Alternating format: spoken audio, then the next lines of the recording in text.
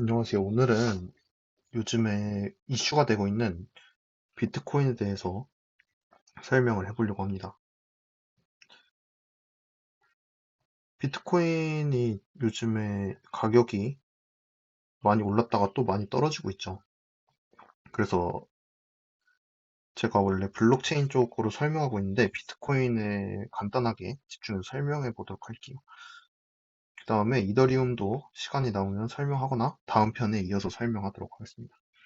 일단 전 어떻게 설명할까 생각을 해보다가 저는 가장 괜찮은 것 같은 설명이 비트코인은 금이고 금으로 생각하고 이더리움은 석유로 생각하는 게 좀 이해하기 쉽다고 생각했습니다.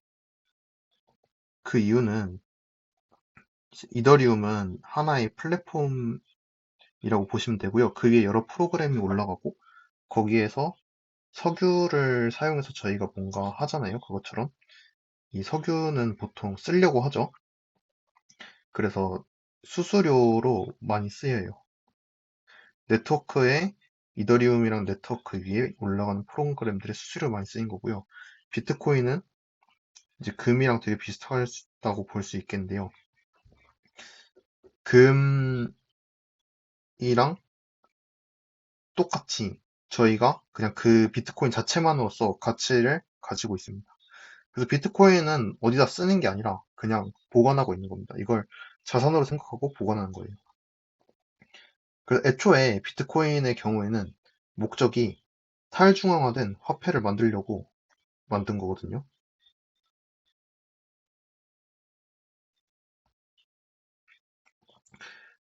비트코인이 탈중앙화된 화폐를 만들려고 이제 하다 보니까 필요했던 기술이 바로 블록체인 기술이었기 때문에 비트코인 논문에서 블록체인이라는 개념이 먼저 나오게 됐어요. 블록체인을 써서 만든 탈중앙화된 중앙 주체가 없는 화폐가 비트코인이고요.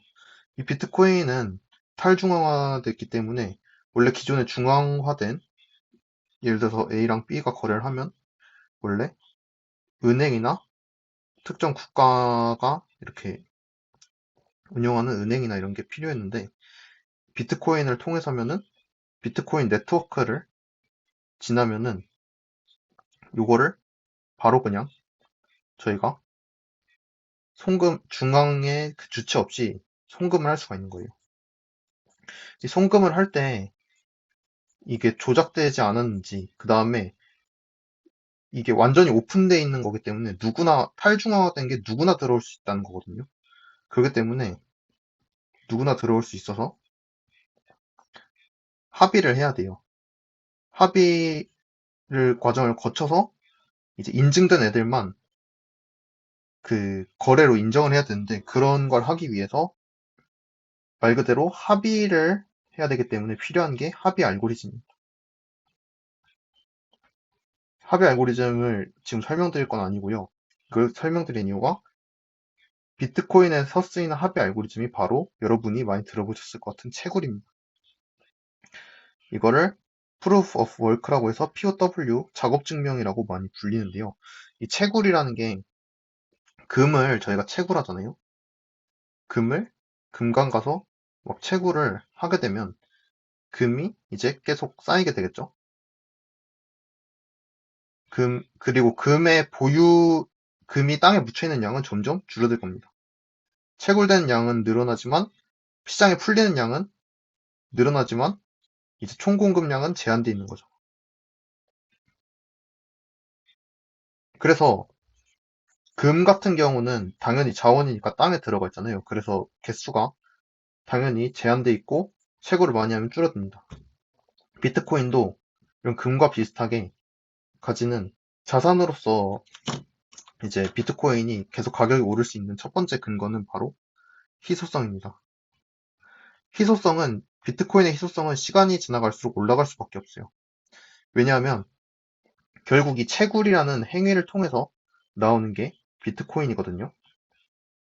채굴이란 행위를 통해서 나오는 게 비트코인인데 채굴을 해서 얻을 수 있는 양이 시간이 지남에 따라 점점 줄어들어요. 그 특정 시기마다 절반씩 줄어드는데 그걸 바로 반감기라고 부릅니다. 그 반감기를 지날 때마다 비트코인의 희소성이 점점 올라가는 거예요. 한마디로 시간이 지날수록 바로 시간이 희소성이 올라간다고 볼 수가 있는 거죠. 시간이 지날수록 희소성이 올라가면은 그 가치는 자연스럽게 점점 더 높아지게 되겠죠. 하지만 그 가치가 높아지기 위해선 두 번째 조건이 필요할 겁니다. 그 두 번째 조건은 역시 이게 사람들이 비트코인을 자산으로서의 가치를 인정해 주는지에 대한 여부입니다. 근데 이 두 번째가 사실 중요하죠. 희소성은 결국에는 높아질 수밖에 없는데 자산으로서의 가치가 어느 정도 인정되고는 있는데 지금 비트코인을 보시면은 어느 정도 저희가 인지한 사람이 점점 늘어나고 있고 요즘에는 특히 기관들도 투자를 많이 하고 있어요. 비트코인은 기관들이 매수한다는 것, 비트코인을 자산으로 생각하는 기관들이 더 많아지고 있다는 거기 때문에 자산으로서 이제 가치가 점점 인정이 더 되고 그 와중에 더 희소해지면은 결국에는 비트코인 가격은 올라갈 수밖에 없게 됩니다. 물론 지금 있는 가격이 어느 정도 고점인지는 모르겠지만 제가 예전부터 이제 블록체인 쪽을 많이 봤었는데요. 공통적으로 하는 말이 장기적으로 보라는 말이었습니다. 장기적으로 보고 투자하라는 거예요. 사실 비트코인 가격이 뭐 단기적으로 올라갈지 내려갈지는 진짜 아무도 모르는 거라고 생각합니다. 근데 장기적으로 보면 이게 이렇게 내려갔다 올라갔다 내려갔다 올라갔다 하면서 결국에는 이렇게 올라가는 추세로 갈 확률이 높다는 분이 좀 절대적입니다. 되게 많습니다. 왜냐하면은 이게 진짜 희소성은 시간이 지날수록 더 많아질 거고요. 그 다음에 자산으로서의 가치도 예전과는 다르게 이제 기관 단위의 매입이 계속 이루어지면서 자산으로서의 인정받는 것도 점점 더 이제 확실시 되고 있습니다. 그렇게 돼서 제 생각에도 이제 2년에서 3년을 잡고 장기적으로 보면 무조건 오른다고 생각합니다. 다만 여기서 주의해야 될 점은 이제 특정 시기에 물론 이럴 때 잘 들어가면은 너무 좋겠죠. 근데 이렇게 위에서 잘못 들어가게 되면은 매우 위험할 수가 있습니다. 그래서 주위에서 추천을 가장 많이 받는 건 비트코인을 살 때 이제 적금식으로 계속 사는 거를 추천을 많이 했습니다. 적금식으로 비트코인을 이제 계속 사서 왔다 갔다 하는 가격을 평균 단가로 맞추는 거죠. 그래서 분할 매수를 적금식으로 계속하는 방법이 매우 좋은 것 같습니다. 그냥 이렇게 매수만 하다 보면은 약간 좀 무식해 보일 수도 있지만 이 방법이 가장 확실한 것 같습니다. 여기서 중요한 점은 이제 특정 구간에서 한꺼번에 많이 매수하면 매우 위험하기 때문에 소액으로 꾸준히 계속해서 매입하는 게 좋은 것 같고요.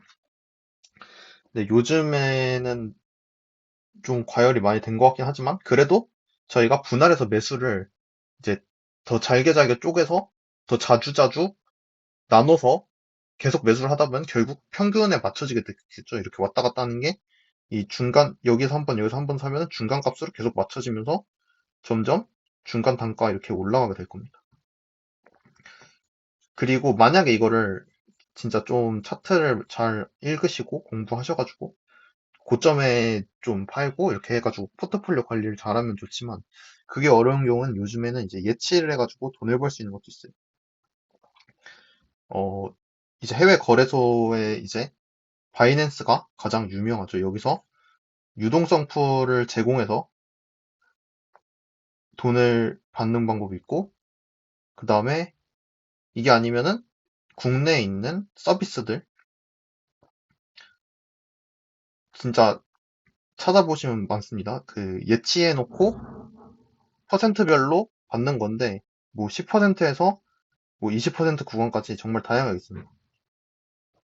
이런 서비스들은 뭐 델리오나 바이프라임이나 여러 곳이 있어가지고 한번 찾아보시고, 다만 여기는 약간 리스크가 있는 게 이 회사들이 그 관리는 해주는 거기 때문에 뭐 회사의 정책이나 뭐 안정성에 따라서 약간 리스크가 있다고 보실 수 있겠습니다.